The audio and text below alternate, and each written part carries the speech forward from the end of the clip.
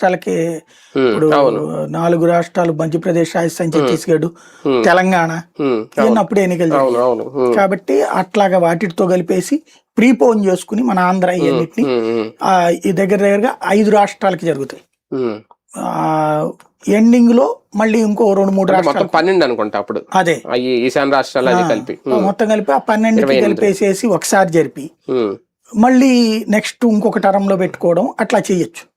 కాబట్టి జమిలికి నాకు కొంత అయోమయం ఉంది. 6 నెలల ముందుకు వస్తుంది.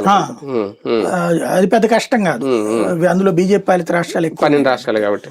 అయితే అది జరుగుతుందా లేదా అనేది మాత్రం నాకు అక్కడ కన్ఫ్యూజన్ ఉంది.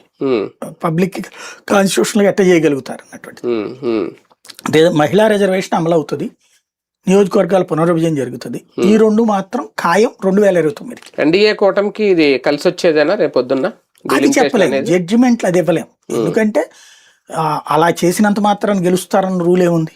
ఇప్పుడు గతంలో నియోజకవర్గాల పునర్విభజన చేసింది కాంగ్రెస్ టైంలో 40 ఏళ్ల క్రితం, ఈవెన్ 2009లో కూడా. 2009లో అది ఉపయోగపడింది. అంటే అప్పుడు గెలిచారు, 14లో ఓడిపోయారు.